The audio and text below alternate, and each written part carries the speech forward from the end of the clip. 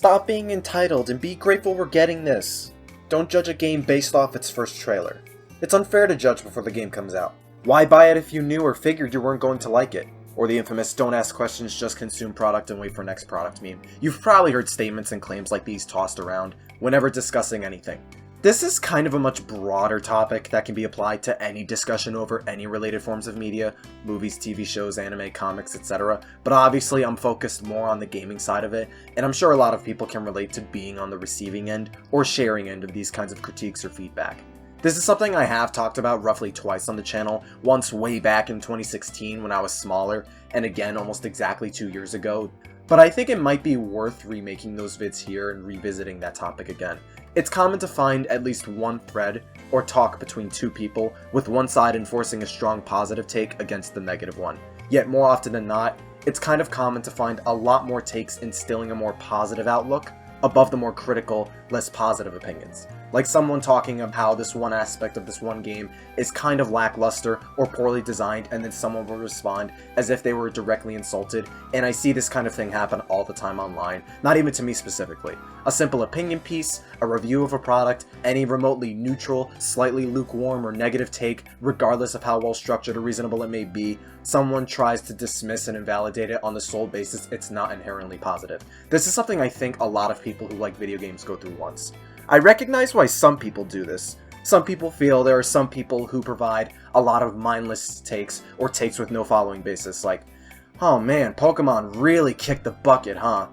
No follow-up or reasoning, right? No specific reasons as to why, no elaboration, basically, just the base take itself, just Pokemon bad. That's the whole take. Or someone else is really happy about a game coming out. The trailer's shown off. That person expresses excitement based on that, and then there's someone else coming into their excitement directly, name-calling in some cases, telling them they're wrong for being hyped essentially, right? Being a party pooper directly to someone on purpose, and that of course isn't cool. And some people may feel seeing or associating with that neutral or more negative opinion might potentially sour their mood in anticipation of a game coming soon. And the last other reason I could think of, people are just tired of seeing any sort of negativity or criticism after a while. They may not be used to it, maybe in some instances it's the directly raining on someone's parade kind, or the X bad and that's it kind, but some people just don't want to hear it. I was like this at one point, we were all like this at one point, where we tried to shut out or invalidate any kind of negativity or criticism to where we felt it would either hurt our perception of the game, someone else's, it would persuade someone to just hate it without thinking or whatever. We've all been there, right? And it's always nice when someone's hype and excited for an upcoming game, right? If you enjoy or are excited with a certain product coming, that's great. But I think there's a lot of misunderstanding and general ignorance when it comes to trying to recognize or acknowledge criticism.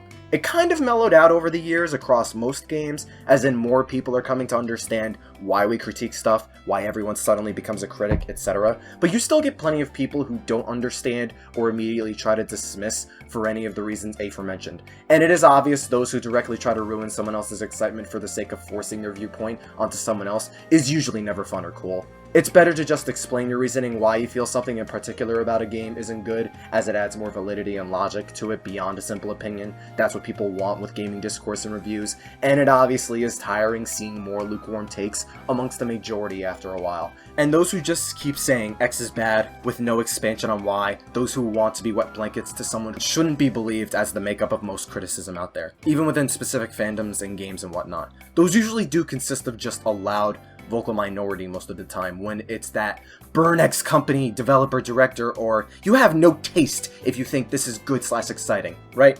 That's a vocal minority, and they usually shouldn't be taken much value if there isn't that attempt at a middle ground or an understanding being met on one of the sides. But I think the biggest thing people forget when it comes to gaming discourse and providing criticism and opinions is that criticism usually never equals hate. Someone who really likes Super Mario 64, Sunshine Galaxy, and Galaxy 2, to provide criticism on, say, 3D Land, 3D World, or Odyssey, for example, right?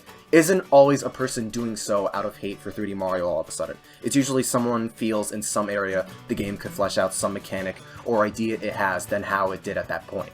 Or maybe even any new ideas they introduce bring better things to the table. They may like the latter 3 games, they may criticize the former games as well, but criticism can make up both positive and negative forms in anything. People forget there is such a thing as positive criticism too. Criticism itself. it's just the practice of judging the merits and faults in something. In some ways, it generally means disapproval, but in most cases, it's still an evaluative/corrective exercise that's done in any area in human life, not just entertainment mediums. But when it comes to gaming, it's usually done to judge a game based around whatever strengths and faults it has, and it's not always exclusive to just negative aspects of a game. You'll have your irrational people, sure, but again, that's not the makeup of most criticism out there online. People have at least a reason for not liking how Pokémon's handled now. People have a reason for not liking how Nintendo handles their ports of older generation games. People have a reason why Sonic Colors Ultimate's flubbing in some areas with its graphics. Some people have a reason they may not prefer this character that exists in Smash, like Violet or Steve or something. There's a whole ocean of examples I could list off with why people critique. And a lot of the time, they're valid, and that's okay. It could be the graphics, further validated if we're talking a remaster or remake. It could be a marketing strategy. It could be the trailer structure of a game. It could be the game design, the controls, the level design, the characters, the writing, the story, the music, the sound design. We all know there's a number of things to critique and absorb with video games, and even if it's more negative than otherwise, that's okay. I think Paper Mario: The Thousand Year Door is a wonderful game, but the level design, the rooms you go through, is very linear and basic compared to Paper Mario 64, making exploration not as engaging or exciting. The backtracking in specific parts of the game is horrendous. Or Super Mario Sunshine, I think it's also a good game, but the blue coins have a lot of faults in their design and how to find them. The game itself can be pretty repetitive, and is understandably probably the most divisive 3D Mario for other reasons I'm blanking on, despite my love for these games. And that's another thing people also forget too. Obviously, no game is perfect. Every game to someone is going to have at least one flaw, but a lot of those games we deem good or well designed is also not exempt from negative criticism, and most of us know and recognize this, despite how hard someone's criticism may be on another game. Plenty of us are well aware some of the games we adore have flaws in them, and recognize those flaws as well. It's never specific to games or series we might dislike. I think giving genuine positive and negative criticism can help us understand the design and deeper construct of some of these video games and make us appreciate them and the time and energy it takes making them even more than just playing them on our own. Especially if in cases we have a game with numerous faults and problems but still find plenty to love about and appreciate. Noticing flawed beauty, basically. It's that more objective analysis with game design and game creation that adds more validation why we like or why we hate this game or this specific thing within this specific game. And it's already validated on account it's what you feel. It's your opinion and experience that no one can take away from you. You have the power to anticipate a game, enjoy the game, and review the game however you feel, which has helped cemented the more logical reasons you have coming to the conclusion you go to. But we have reasons for why we're excited, why we love how Sonic is controlled and designed in one game, and why we're skeptical/dislike those traits in another game. That's another keynote with criticism as well, is most of the time, further cementing criticism never equaled raw hatred. Most of the criticism comes from fans passionate about a series, people who have some kind of attachment to that series in some way. Like most people who judge and critique Zelda, they aren't doing so out of hatred and anger for the series if that was how they felt towards it day one. If they really hated it, they just not bother with it at all. But people critiquing these games, remakes, remasters, etc., do so out of curiosity and concern for a series. They do care on some level. And again, it goes back and forth between positive aspects and negative aspects, not just the latter. And most of the time, people do list a lot of these reasons and explanations for these kinds of critiques, and it is often valid criticism, supported more based on the reason given. But even that kind of criticism tends to get shut out by people preaching gratefulness and a positive mindset, ignoring whatever they have to say. And that not only gets annoying, but is arguably worse than giving the criticism, because a majority of the time when that happens, it's basically an attempt to shut out any sort of criticism and discussion solely because it's negative. It's not happy or hype.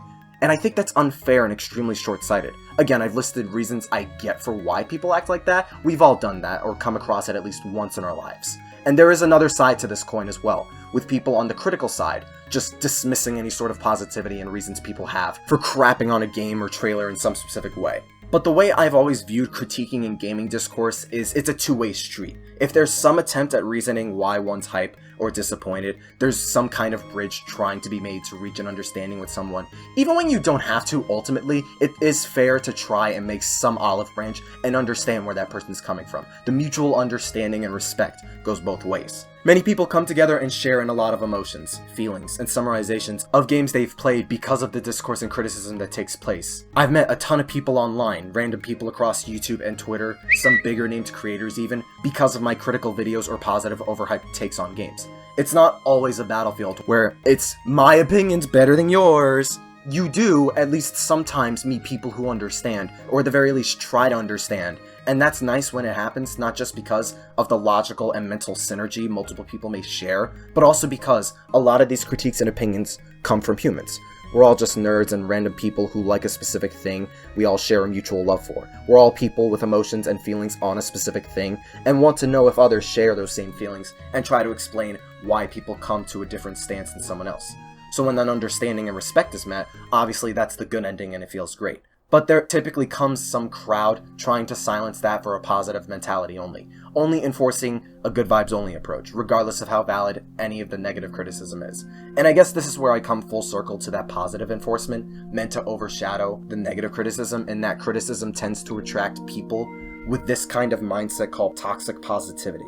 And yes, it is a thing you can look up. It's not specific to gaming discourse either. And yes, it is good to have a positive outlook on things, on life. You could take the bad with the good. I do believe it's good to try and be positive if life gives you lemons. But obviously life isn't always going to go well or the way you expect. But specifically narrowing it back down to the realm of gaming discussion, I feel like it reaps more cons than pros when this kind of approach is done. And I at least see this more amongst Sonic, Pokemon, Paper Mario, just to name a few series. You guys can probably list a myriad of other brands, even outside gaming, with the kind of overly positive audiences. I don't know if I necessarily say it's a majority. It's definitely not a general community in those instances, and probably any community out there, but it is a pronounced audience of some relative size you tend to find relatively easily, and it kind of comes off as hypocritical in most cases when it's done just to evoke a positive mindset. Like, take some of the claims and statement examples from the beginning of the video into account. Don't judge a game based on its trailer. Don't judge it if you haven't played it. You automatically hate change if it's negative. You get what I mean? I feel it's largely hypocrisy when a majority of these statements come out of the desire to not acknowledge any negativity, sometimes even straight blank middle of the road neutrality surrounding a game.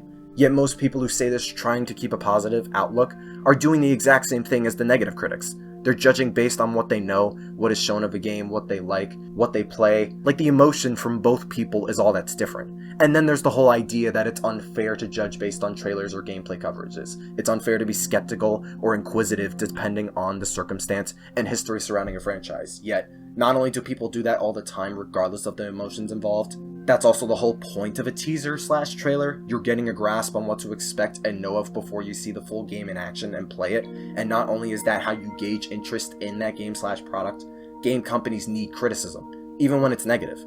Obviously, again, don't take into account the extreme examples I listed and didn't list. That's obviously the crowd you shouldn't pay attention to, but gaming companies constantly take feedback and criticism into account when making games. It's the whole reason that consumer-to-business relationship is established. Like Nintendo, for example. People wanted Mario Party Online. They added online to Super Mario Party, albeit really late, and now Mario Party Superstars is getting it when it comes out.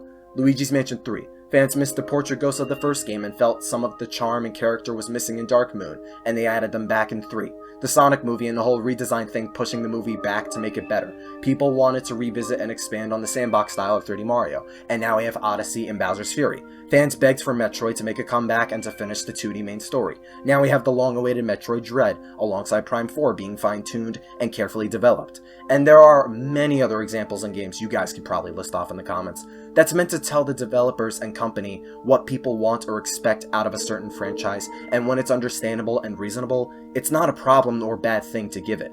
These are companies making products to satisfy and adhere to a specific audience for profits and success.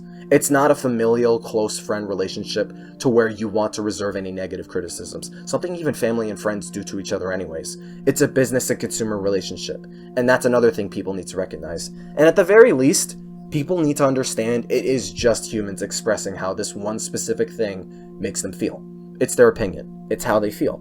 You can't try and dismiss or invalidate that, especially when they have plenty of good reason for feeling that specific way. Like, I always get flack from some people for criticizing modern Paper Mario or Sonic, despite I've given numerous positive critiques on those games and series or trailers, and it's always twisted by someone who doesn't pay attention or someone wanting to evoke that toxic positive mindset for the sake of false positivity and false interpretation, and I think that's more damaging than otherwise, trying to ignore whatever bad comes your way or the fact people aren't going to feel the same as you, happy or sad. I like the past Paper Mario games because of the way they were written, the way they were designed and stylized. Just because I criticize Origami King doesn't mean I automatically hate that game or immediately solely want TTYD 2, when I also adore Super and I criticized TTYD earlier. Some guy out there may respect Sakurai a ton and love Smash Brothers, but he can't get behind or agree with how Steve, Byleth, Min Min, or any specific character was added to the game, was designed, etc. Even if Sakurai has those reasons.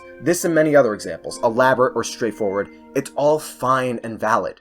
You're just always going to have criticism in any specific thing in human life.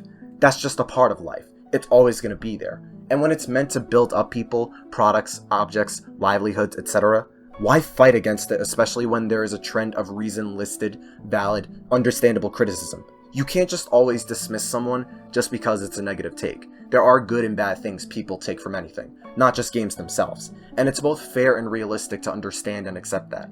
There's no growth if it's all happiness, and yes, there is no growth if it's all bitterness, but my point is there's value in trying to come at peace with yours and other people's emotions, feelings, logic, if logical, and reasons, especially when it's real. And that is a large makeup of positive but especially negative criticism.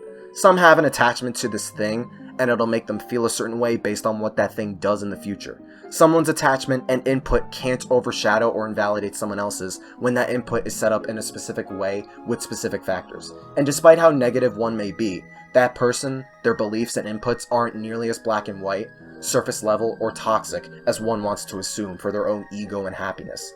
The weight of criticism and opinions usually is the same across the board, regardless of emotion. Doesn't matter whether it's happy or sad, we all have the same value of opinion and feeling, especially with genuine and true reason. And I think we can all stand to learn from that whenever we come across any positive or negative criticism. Some people just don't feel a specific thing in this game or in life isn't okay, for one reason or more. But it's okay that it's not okay. It's okay that you can be excited for something to come, and you have reason for it. But it's also okay that someone is disappointed in something, and if it's for a reason as well. I feel like there's a decent myriad of subtopics I could have talked about, or forgot about here. The general scope of criticism, toxic positivity, the social interaction within these spectrums, etc. It's so vast and deep that I probably could have went a lot harder in multiple areas, but the base idea I'm trying to make is don't always assume an overly critical person of anything, not just the game, is out against that thing for the sake of it when there's a multitude of reasons for them being critical. Life, and at least products, games, and businesses need criticism and feedback. Positive or negative, and if there are realistic reasons behind it, most, if not any of it, is valid and tangible, and this can go an incredibly long way for someone who likes games and wants to talk about it with others, as it can be applied to a lot of stuff outside games as well. Alright, that's it. Thank you for your time, and stick around for more general gaming discussions, analyses, gameplay, and more of that nature. Stay super. Yo, hey, 妹妹，嘿，我来呀！共和到泡泡呀，拉面，嘿，来面，排根面，共和再见呀，哈哈，拉面，酱手面，谢谢。